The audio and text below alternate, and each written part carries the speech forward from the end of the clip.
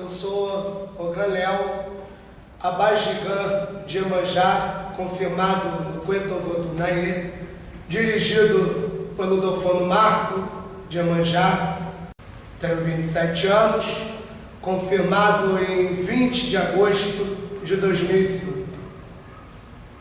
Tem quantos anos então? Então estou com 8 anos, completei 8 anos em agosto desse ano. Perfeito. E a confirmação, Léo? Como é que é a confirmação no seu axé? Lá raspa a cabeça, coloca aquele, como é que é a saída? Fala um pouco assim da sua confirmação, do dia da confirmação, para a gente ter uma ideia.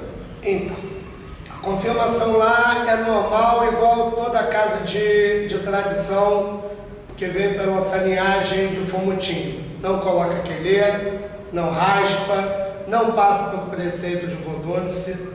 É um processo diferente, é confirmação mesmo, não é iniciação. Nós não vemos raspagem de Yaô, não participa de processo que é de Vodunce. Tudo separado, só vai lá, faz o que é para fazer. Toca, corta, limpa e fez a sua parte, o restante é com os Vodunces. E na sua experiência, na sua prática, na sua vivência dentro da casa de Candomblé, o que é ser um Ogum? Para mim hoje, a minha posição é zelar pela integridade da casa e cumprir as minhas funções até onde eu posso cumprir. E aí tudo segue, porque casa de santo ninguém é insubstituível. Quando um falta, sempre tem um outro para ajudar, sempre tem um para segurar no seu lugar e sempre tem outro para Mas a coisa acontece. A coisa acontece. Não pode ficar dependente de um. Sim.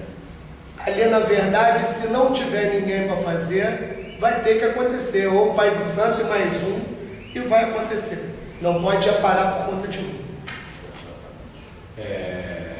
Ogan, você disse que sua mãe é Ket. Então você foi criado num berço candomblecista, era um berço do mesmo segmento qual você se encontra hoje, era um berço diferenciado. Como foi isso, já que quando a gente tem uma mãe que já está no meio, a gente acaba vivenciando determinadas coisas da religião. E quando a gente vai à procura do nosso, será que a gente faz comparações? Não faz? Como foi isso para você? Então, o processo, na verdade, da minha mãe, antes do candomblé, foi da Umbanda. Minha madrinha era de Umbanda e criou a minha mãe desde os 4 anos de idade. Minha mãe passou a ser a companhia da minha madrinha, que não tinha nenhum laço sanguíneo. Ela criou a minha mãe por afinidade, porque a minha mãe conheceu a minha madrinha quando meu avô materno levou ela num terreiro de Umbanda em Irajá, e a minha mãe não andava. Com 4 anos de idade, ela parou de andar de uma hora para outra. E um Xangô pegou ela, tirou ela do chão, levantou. Quando botou ela no chão, ela voltou a andar. E aí a minha mãe começou a ser criada por essa minha madrinha, ajudou, acompanhou, passou a cambonar a preta velha dela, que eu não me lembro no momento, se não me engano era Maria Redonda.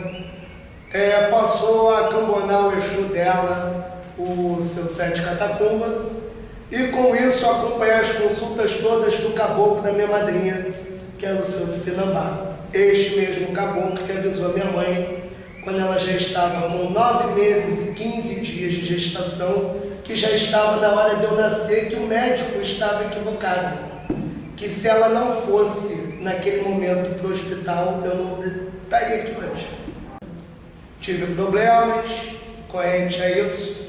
Fui criado na Umbanda, batizado por esse caboclo do Pinambá, com muita honra, da minha madrinha. Ela, na verdade, foi madrinha da minha mãe, e a minha mãe, como presente, ela deu para eu ser afilhado dela e afilhado do caboclo dela, e não só chamava de madrinha, como chamava de vô. A minha mãe já se consultava, abria jogo por conta da minha tia com a mãe Gina. E aí, um belo dia, a mãe Gina falou que ela tinha que se confirmar, deu lá os motivos, e um dos grandes motivos que fez a minha mãe se confirmar era o medo de alguma coisa acontecer, ela não estar presente para acompanhar a minha trajetória. Eu tinha 12 anos de idade, ela se confirmou como Angina, abraçou a casa. Eu no início não aceitava o candomblé e comecei a gostar daquilo dali. Conheci Dona Gama na obrigação que ela estava dando em Mangena, conheci Dofonei Kitari, que é a grande causadora, que eu não posso deixar de lembrar, de eu começar a tocar candomblé. E aí eu fui, comecei a aprender. Oiá um dia virou, falou que queria que eu aprendesse a tocar e a cantar, para tocar aquele candomblé dela. Então cante para uma cantiga aí pra gente ver. Para Oiá? Não, Assim, afinal ela que pediu para eu começar isso. A cantiga que a gente sempre começava lá o candomblé de Manjanda. Oiá corum leiro guerede, Yapa corum lá, Yada ouro bidixá lá corum leiro guerede, Oiá corum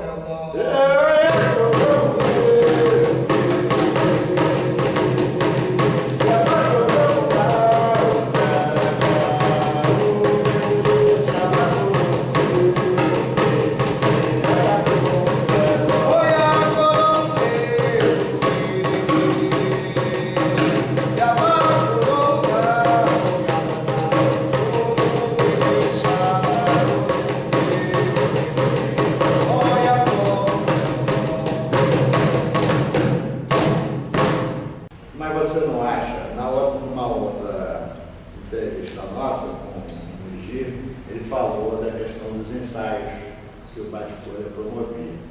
Na minha casa, aqui, quando começou essa coisa do candomblé, também tinha ensaio.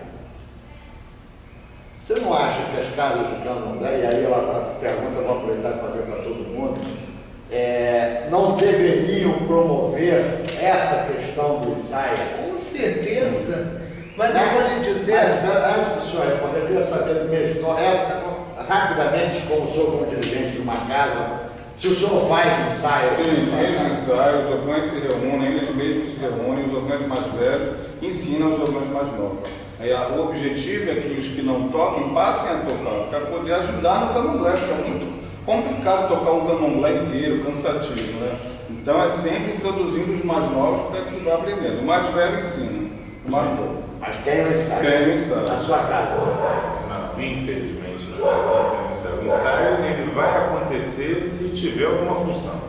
Se tiver uma função, tem sempre os meninos, geralmente, mais novos, então eles estão toda hora brincando com os atabaques. E aí pode ser que um dos joganos da casa tenha a vontade, pegue um deles e corrija, e aí passa mas em regime oficioso.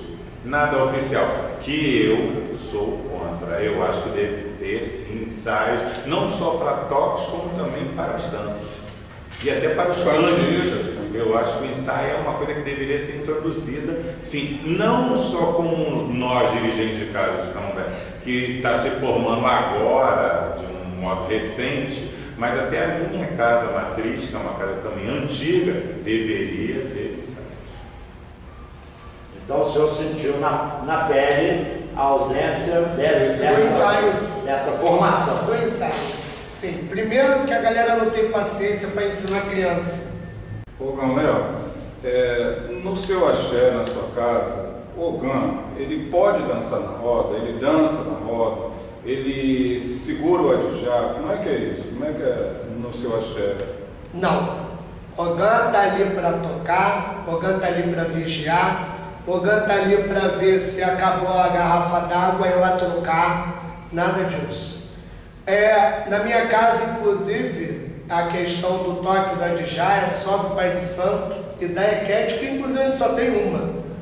E é dessa forma. O ogã, se ele não souber tocar, ele vai ficar ali tomando conta, dando assistência, fazendo a sua parte ali, ajudando a cantar. Quando ele, porque eu sou um que eu falo o seguinte: você se não souber tocar, se não for seu dom, não vai aprender. Então você pode aprender a cantar, para ajudar a responder. Que é importante. Exatamente. É uma outra parte. Tem um cara que não vai saber tocar de jeito nenhum, mas ele vai saber cantar. Vai saber tocar um gã, mas o Adjá, a Shelly nunca.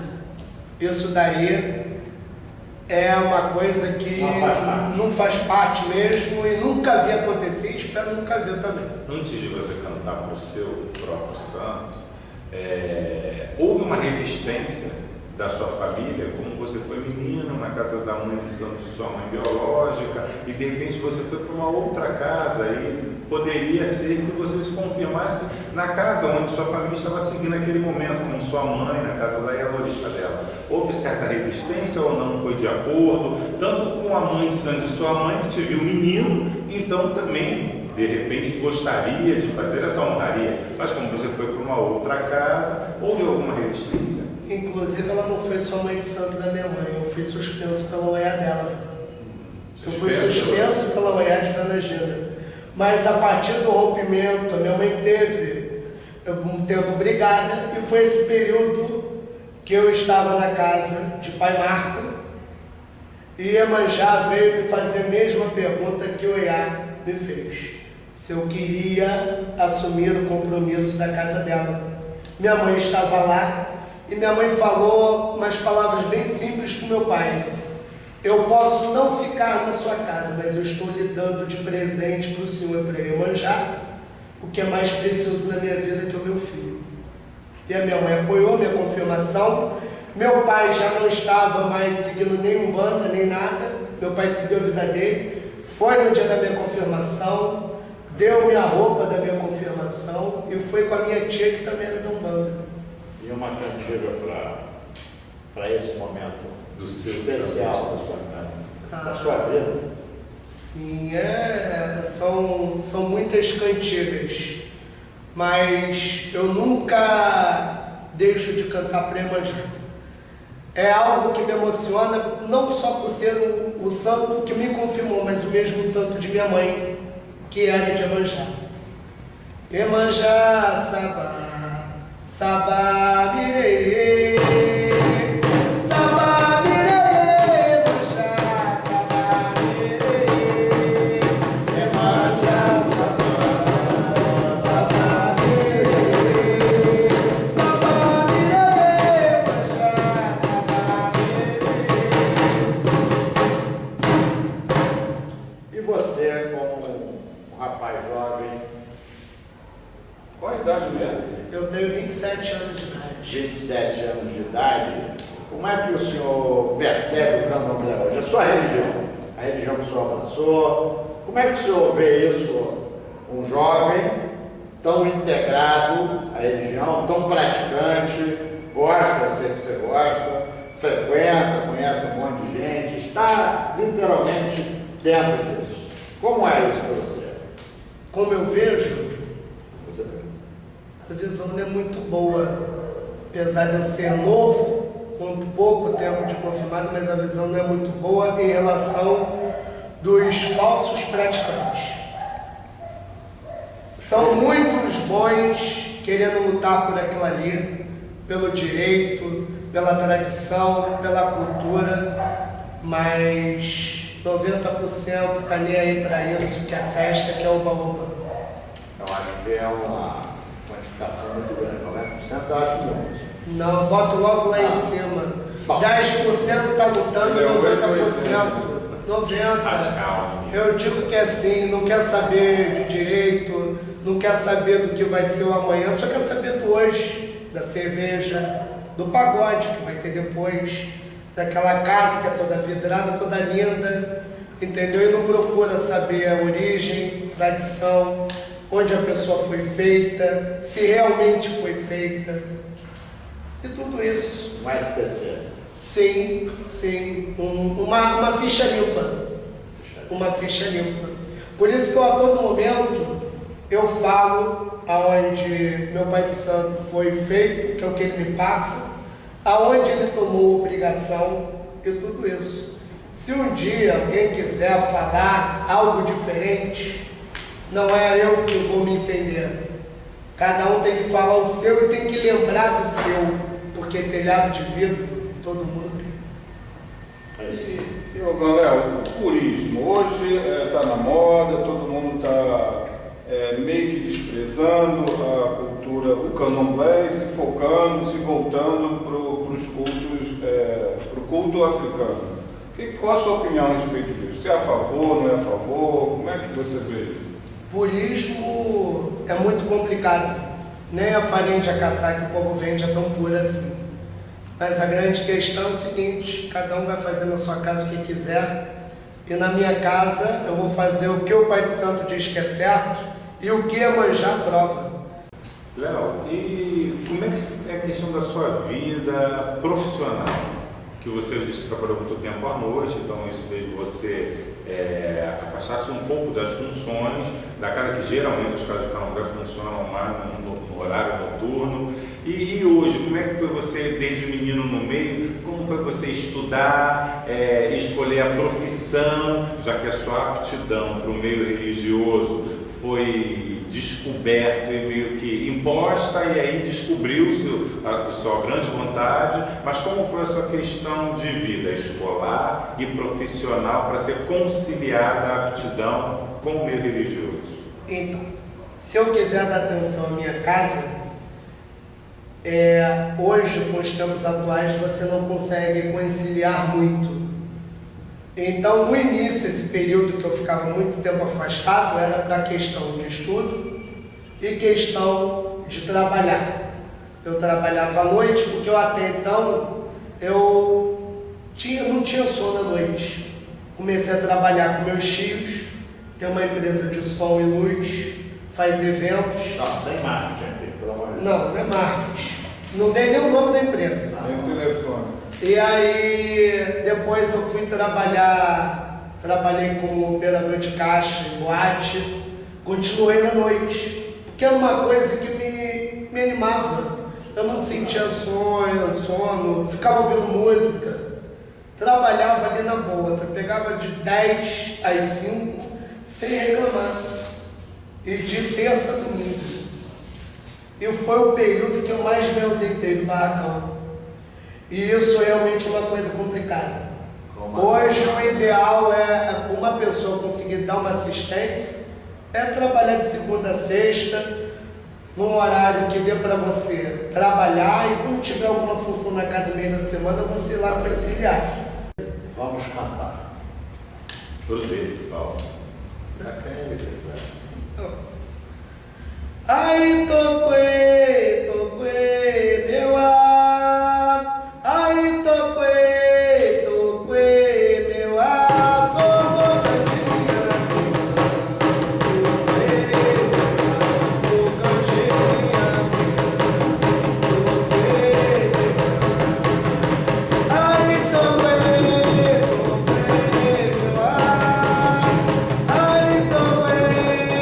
meu ar. Sou bocadinha.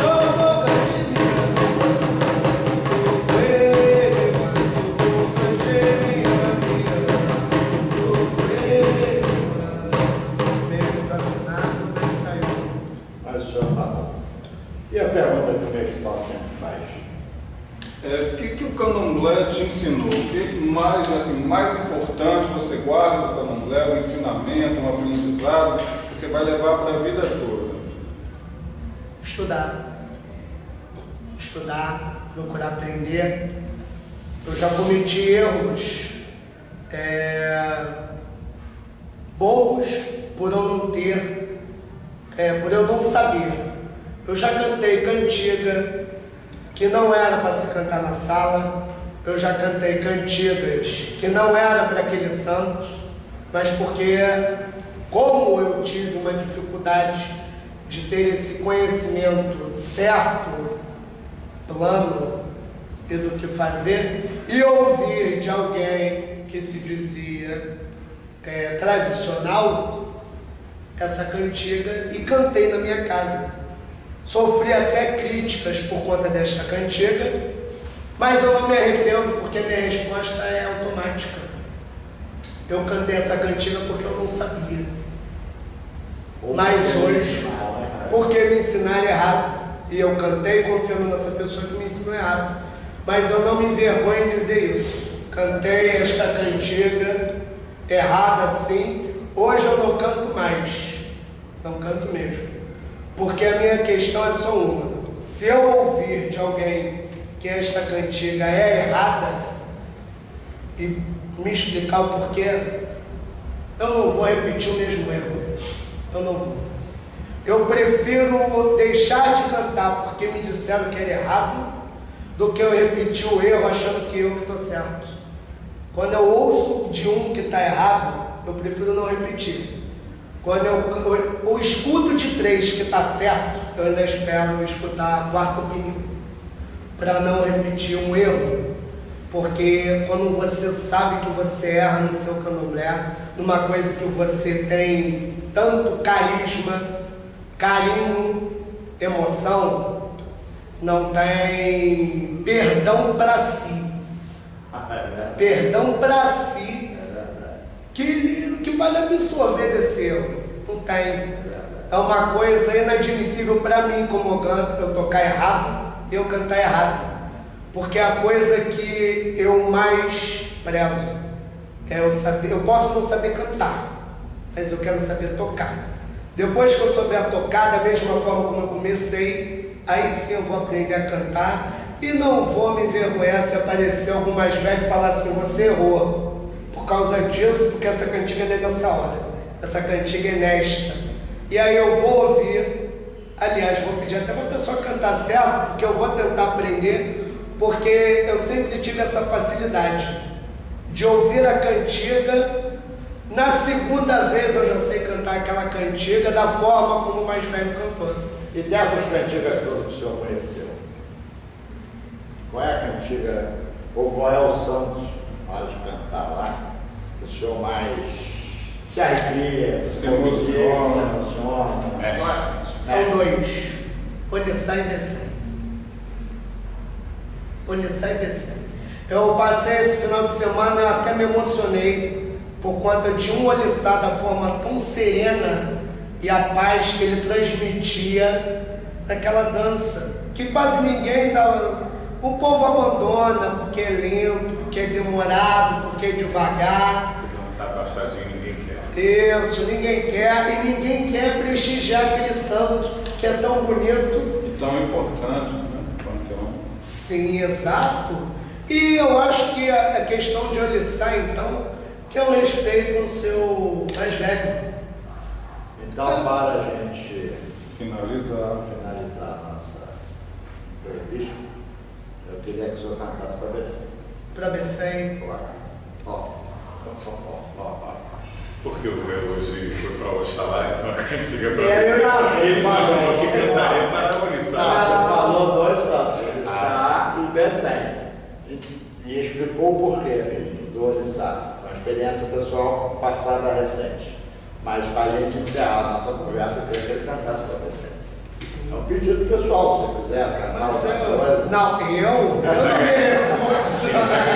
vou formular agora de Becém, que eu tenho certeza gatilho. Eu estava com as 2. Então, Vodum como é matotaê, miaê, Vodum como é matotã, tambalau e do, como é matotã, miaê, Vodum como é matotaê, miaê, como é matotã, tambalau e do, como é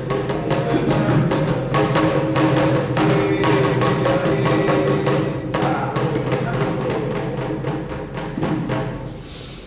Quero, em nome de todos, lhe agradecer a sua participação. Você está sempre aqui com a gente, ali atrás das câmeras, e agora chegou a hora de você contar a sua história. Espero que todos gostem e desfrutem da história que você contou para a gente. Eu